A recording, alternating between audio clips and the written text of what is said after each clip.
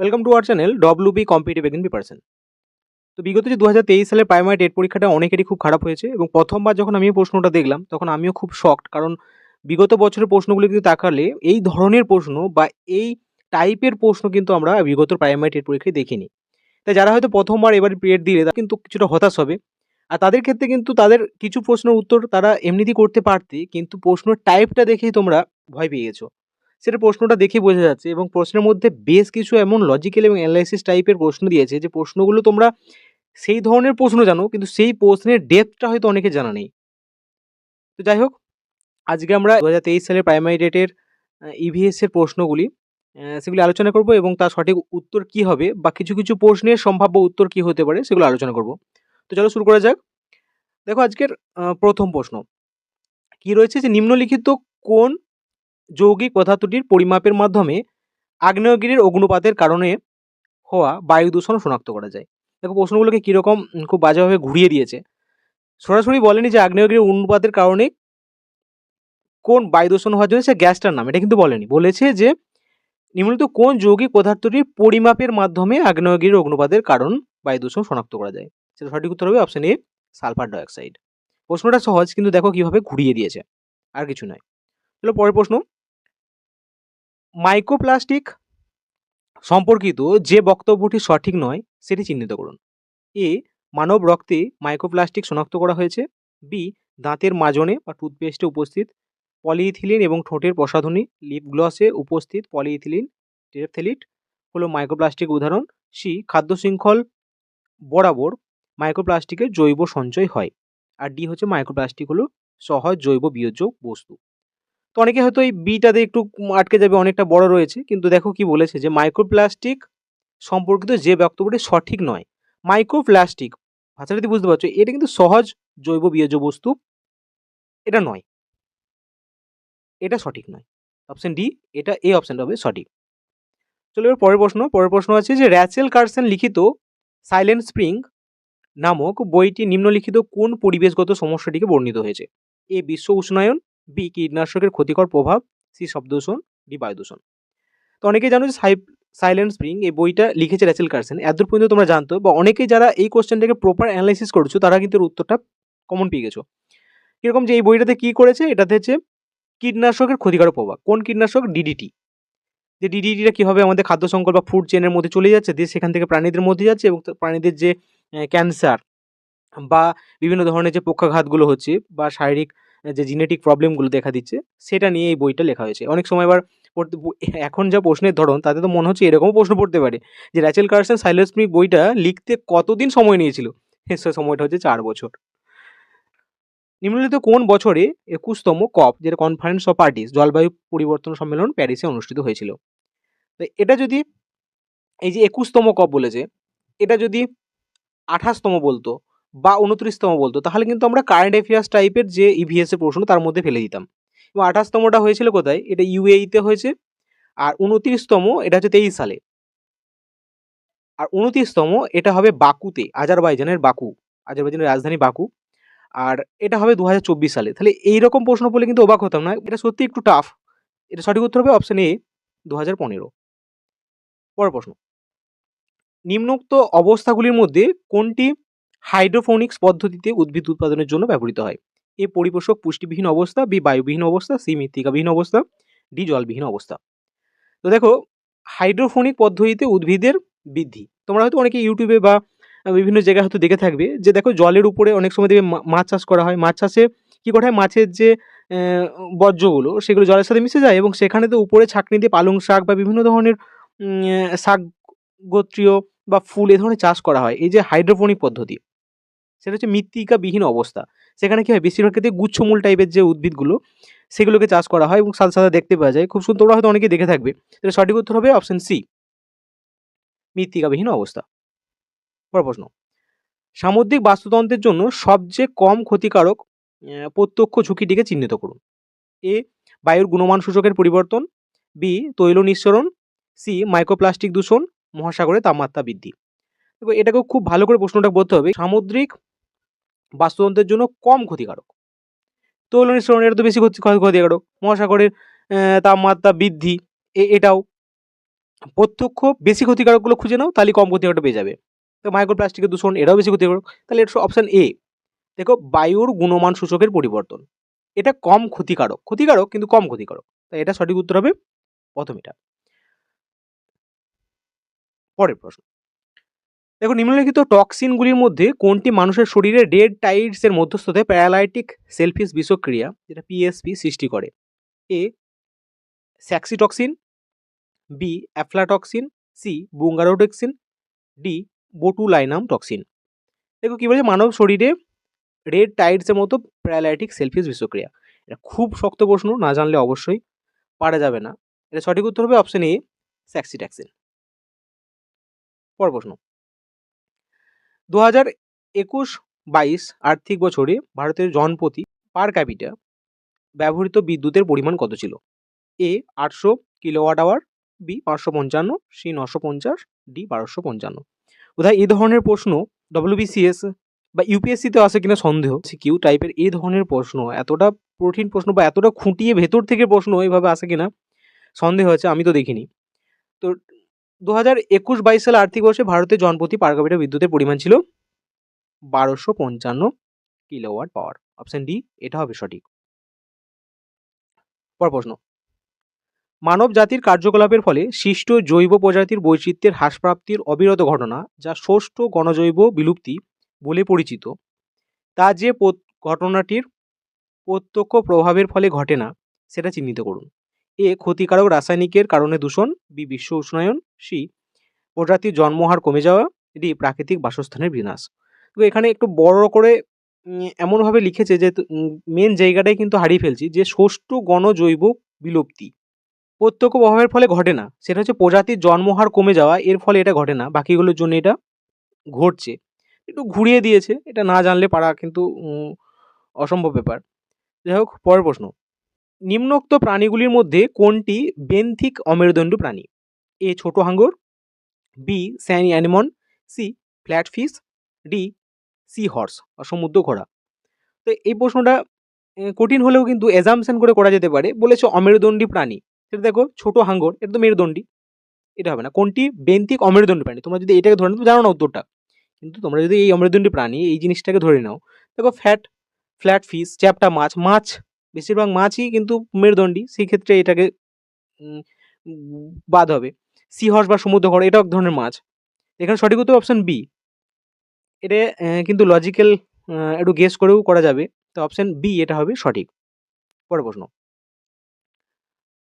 কয়লা থেকে 1 ইউনিট বিদ্যুৎ উৎপাদন করতে কত পরিমাণ কার্বন ডাইঅক্সাইড গ্যাস বায়ুমণ্ডলে নিঃসৃত হয়?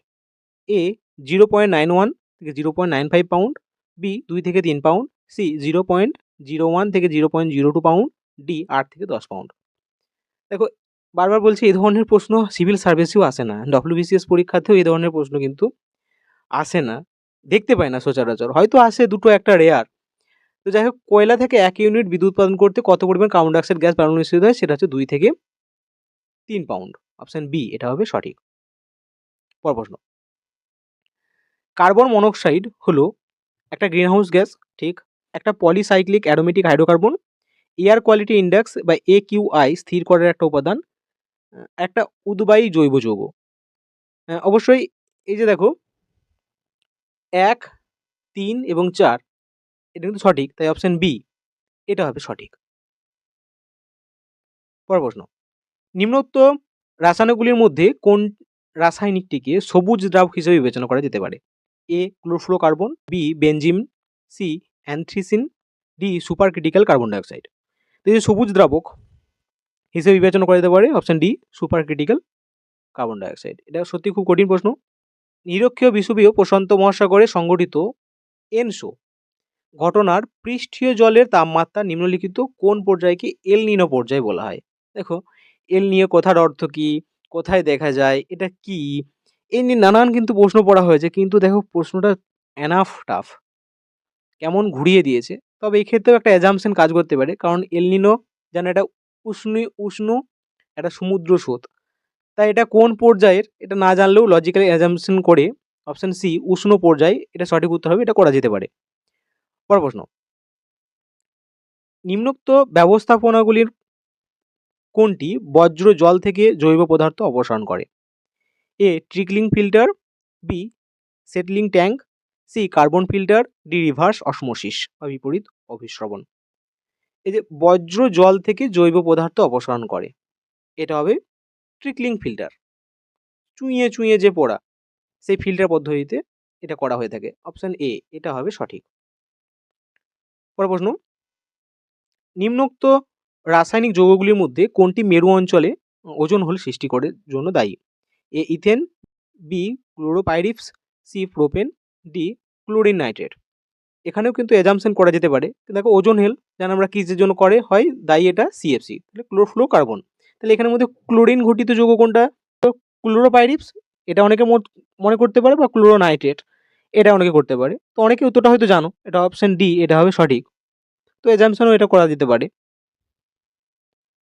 পরের প্রশ্ন, একজন পরিবেশবিদ্যার শিক্ষক বা শিক্ষিকা হিসেবে আপনি শিলা ও খনিজের সঙ্গে শিক্ষার্থীদের পরিচয় ঘটানোর ইচ্ছা পোষণ করেন। এখন একজন অনুসন্ধিৎসু শিক্ষার্থী আপনাকে প্রশ্ন করলো যে অধিকাংশ খনিজ ও শিলাতে কোন মৌলটি পাওয়া যায়। শিক্ষক শিক্ষার্থীদের সম্ভাব্য উত্তরটি হবে A aluminium, B hydrogen, C carbon, D silicon. প্রশ্নটা ভালো করে পড়ো, খুব সহজ প্রশ্ন, কিন্তু এই যে এখানে এরকম ভাটিয়েছে বলে প্রশ্নটা কিন্তু অনেকেই কঠিনভাবে নেবে। প্রশ্নটার মধ্যে কিচ্ছু নেই। শিলাতে কি থাকে, এটি হচ্ছে প্রশ্নটা হচ্ছে শিলাতে কি পাওয়া যায়, সেটা হচ্ছে সিলিকন, সিলিকা, বালুকণা যেটা। তো অপশন ডি এটা হবে সঠিক। পরের প্রশ্ন, শিলার আবহবিকারে সৃষ্ট আলগা উপাদানগুলি যে প্রণালীতে একত্রিত হয় সে প্রণালীটিকে বলা হয় এ লিথিফিকেশন, বি নাইট্রিফিকেশন, সি অধক্ষেপণ বা সেডিমেন্টেশন, ডি হিউমাস গঠন। তো এই যে নাইট্রিফিকেশন আর হিউমাস গঠন এগুলো তোমরা জানো, সেগুলো তো এরা প্রথমেই বাদ দিয়ে দেবে। শিলার আবহবিকারের সৃষ্ট আলগা উপাদানগুলো সেগুলো হচ্ছে অধক্ষেপণ, সেডিমেন্টেশনে হয়। অধক্ষেপ পরপর জমা হয়ে হয়ে সেটা তৈরি হয়, এটাকে অধক্ষেপণ বলা হয়, সেডিমেন্টেশন। পরের প্রশ্ন, নিম্নে উল্লিখিত মাছগুলির মধ্যে কোনটি অ্যানাড্রোমাস মাছ? এ সাইপিনাস, বি ইলিশ, সি রুই। এই যে অ্যানাড্রোমাস মাছ কাদের বলে, এটা যারা জানো তারা কিন্তু করতে পারবে, বা যারা বায়োলজি নিজে পড়েছো তারাও এই প্রশ্নটা কিন্তু সহজেই করতে পারবে। তো অ্যানাড্রোমাস মাছ হচ্ছে যারা সমুদ্রে নোনা জলে থাকে কিন্তু মিষ্টি জলে ডিম পাড়তে আসে। তাহলে বুঝতে পারছো এটা হবে ইলিশ। আর ঠিক এর উল্টোটা হচ্ছে ক্যাটাড্রোমাস।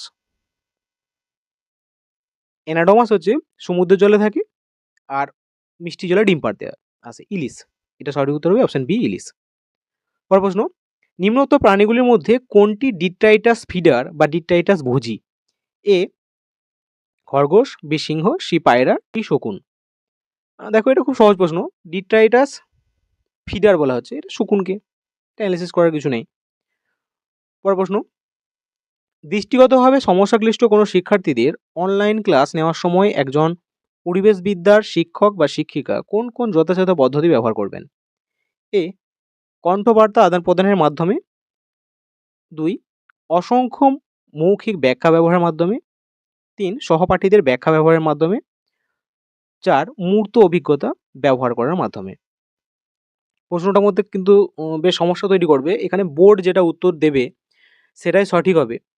দেখো কি বলেছে প্রশ্নটা, দৃষ্টিগতভাবে সমস্যাক্লিষ্ট মানে কারো দৃষ্টিজনিত কোনো সমস্যা রয়েছে, সে অনলাইন ক্লাস নিচ্ছে কোনো শিক্ষক শিক্ষার্থী, তো কোন পদ্ধতিতে? এটা কণ্ঠবার্তা প্রদান, অসংখ্য মৌখিক ব্যাখ্যা ব্যবহার, সহপাঠীদের ব্যাখ্যা ব্যবহারের মাধ্যমে, মূর্ত অভিজ্ঞতা ব্যবহারের মাধ্যমে, এই 4টেই কিন্তু হতে পারে। এবার অনেকে হয়তো দুটো একটা বাদ দিতে পারে, অনেকে বলতে পারে না কণ্ঠ আদান প্রদানে হবে না, কণ্ঠবার্তা প্রদান, বা অনেকে বলতে পারে যে অসংখ্য মৌখিক ব্যাখ্যা ব্যবহারের মধ্যে হবে না, আবার অনেকে বলবে না 4টেই ঠিক। এটা উত্তরটা কি হতে পারে তোমরা কমেন্টে জানিও। এখানে তো 4টেই হতে পারে, আমার তো মনে হচ্ছে 4টেই হতে পারে। পরের প্রশ্ন, শৈবাল ব্লুম মানে শৈবালের সংখ্যার অতিবৃদ্ধি এর সঙ্গে সম্পর্কিত নয় যে ঘটনাটি সেটা চিহ্নিত করুন। এ মাছের মৃত্যু, বি শৈবালের অধিবিষ নিঃসরণ, সি মহাসমুদ্র স্রোতের পরিবর্তন, ডি অক্সিজেনের নিঃশেষকরণ। এই যে শৈবাল ব্লুম এর সাথে সম্পর্কিত নয় বলেছে, শৈবাল বুম বা শৈবালের সংখ্যা যে অতিবৃদ্ধি তার সাথে কিন্তু অক্সিজেনের নিঃশেষকরণ এটা সম্পর্কিত, তাহলে এটা হবে না। শৈবাল অধিবিষ নিঃসরণ এটা সম্পর্কিত, এটা হবে না।